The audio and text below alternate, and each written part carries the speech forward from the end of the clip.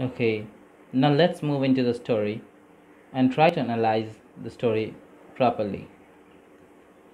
Carol settles in seat 12A beside the window, puts her doll on a vacant seat, and snaps open her purse. She holds up a mirror. She looks into her own dark eyes. She examines her hand full of freckles, which are tiny spots dotting her cheeks. She checks for pimples but finds none, only the clear complexion that her father calls milk chocolate. This is yours, I believe. A big man with a sunburned face is holding her doll upside down. May I have her, please? Carol says. He turns the doll right upside. A black doll? I never saw such a thing. Her name's Amy. May I have her, please? Henry Norton, cries the man's wife. Give that doll back this instant. Carol tucks the doll close to the window. The man sits beside Carol. The woman takes the aisle seat. Don't mind him, the woman says, leaning towards Carol. By the way, I'm Betty Norton, and he's my husband, Henry. The man next to Carol hogs the armrest, and he keeps looking at her. The stewardess passes by, checking seatbelts. Everything okay? May I go to the bathroom? Carol asks. Do you think you could wait? We are about to take off. Okay.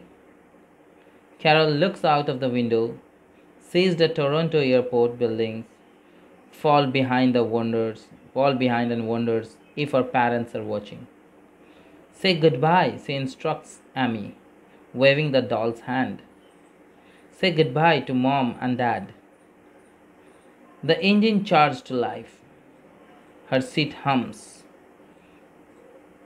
They taxi down the runway. She feels a hollowness in her stomach. When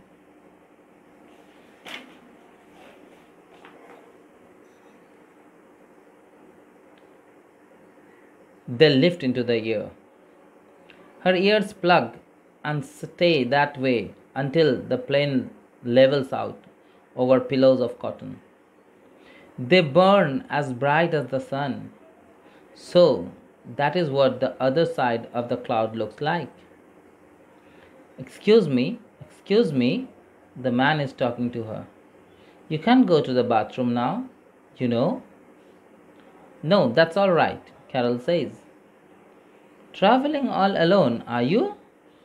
Carol swallows with difficulty. Where do you live? He asks. Don Mills.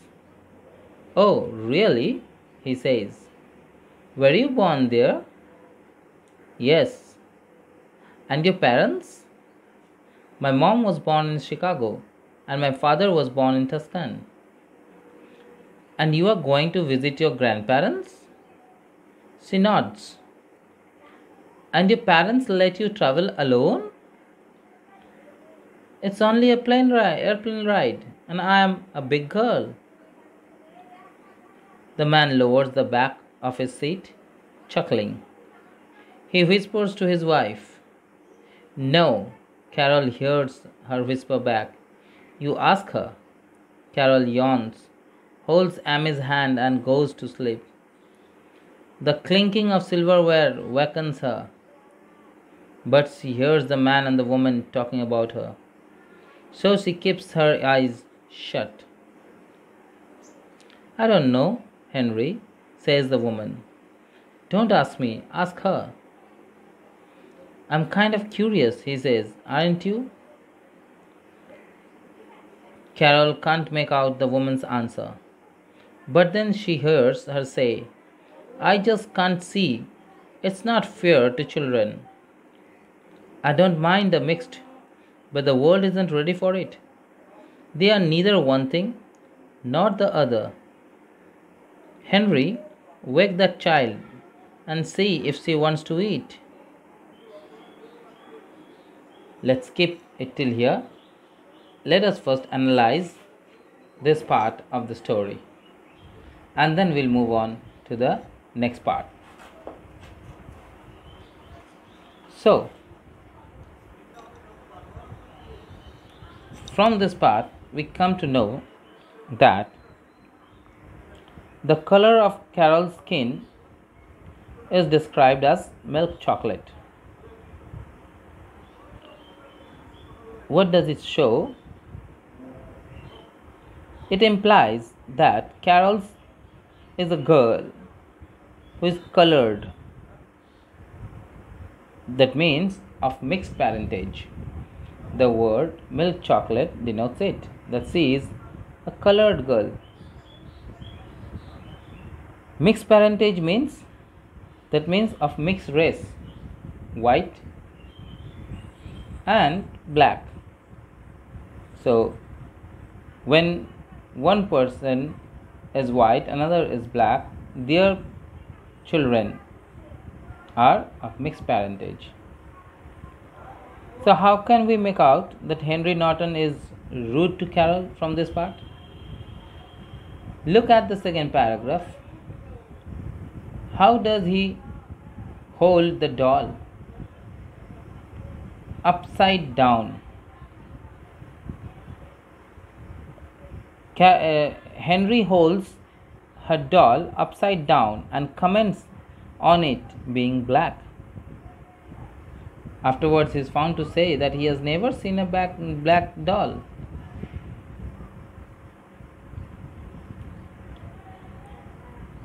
So this shows that Henry was rude to Carol.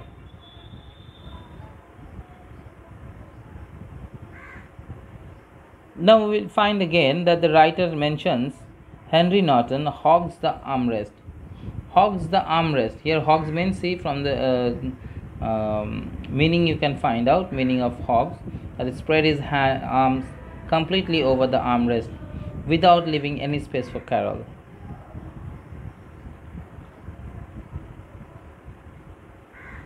Now, what does this suggest? This suggests that he is being impolite by not allowing her some space on the common armrest between them, and also by looking at her curiously, thus making her feel uncomfortable.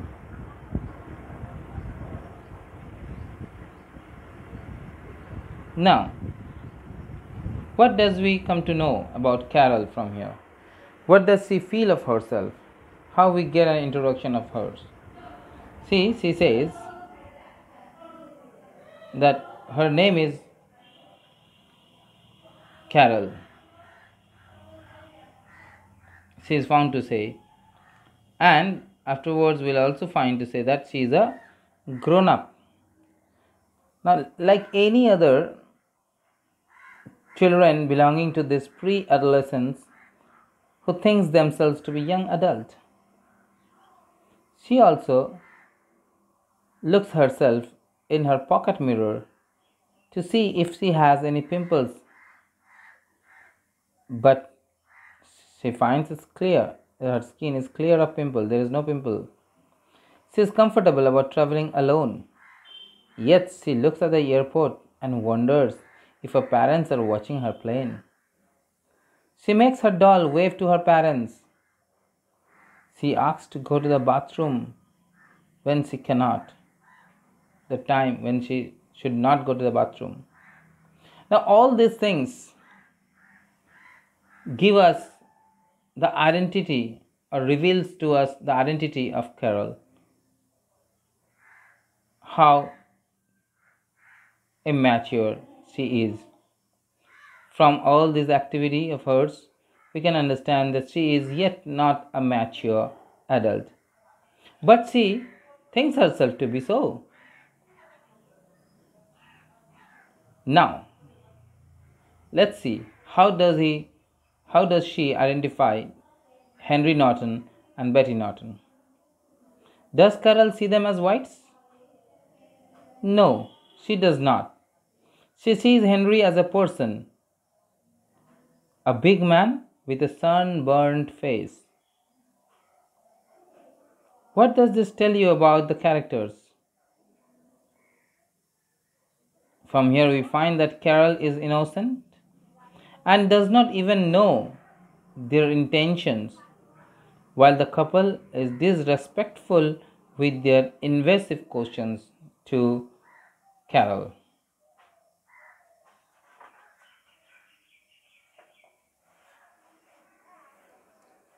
From the question that Henry asks,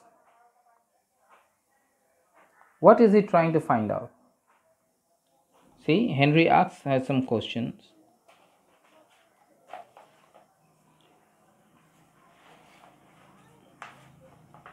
In this part we get that he asks some questions. Carol feels little uncomfortable with those questions. So what does he want to find out actually? He wants to find out about Carol's mixed parentage. How do we know that the Nortons are ill-mannered? They make Carol feel uncomfortable by seeing her as someone different because of her skin color and not as any other confident child traveling on her own.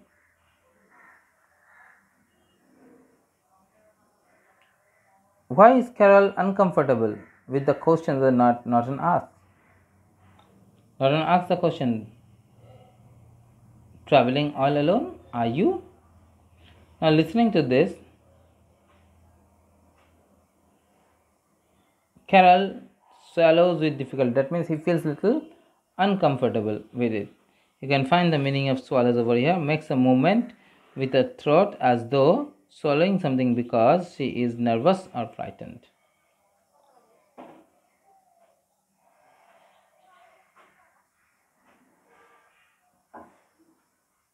She cannot understand why he is being inquisitive, probing her background, and finding it strange that her parents have let her travel on her own.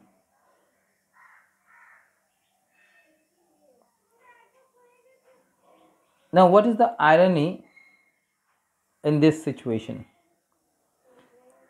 The plane travel is not as dangerous as the racist traveling companion who are undermining the child's self-confidence.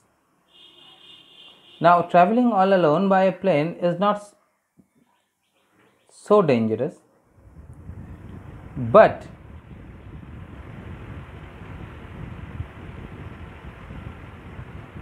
they are not able to accept a child belonging from other race having such self-confidence that she is able to fly alone without her parents. So what can we make out about Betty Norton from a comment over Carol's parentage?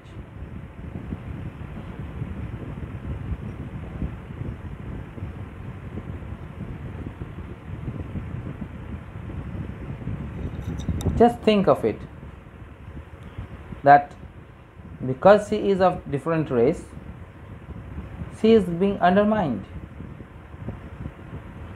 So what can we make out about Betty Norton from her comments about Carol's parentage? That she is prejudiced against children of mixed parentage who are neither white nor black. Now why does Carol talk back to Henry Norton? She is being defensive because she is angry with him for treating her like a child when she wants him to see her as a big girl. In the last part here we can notice over here that Betty Norton says that the world isn't ready for it. I don't mind them mixed, but the world isn't ready for it. They are neither one thing nor other. That means they are neither white nor black. They are somewhere between black and white. They are milk chocolate. Henry, wake up that child and see if she wants to eat. Now why does she say so? Do you think she is very concerned about Carol's eating? Not at all. But she actually wants to know or get some more information from Carol. They are very curious about her.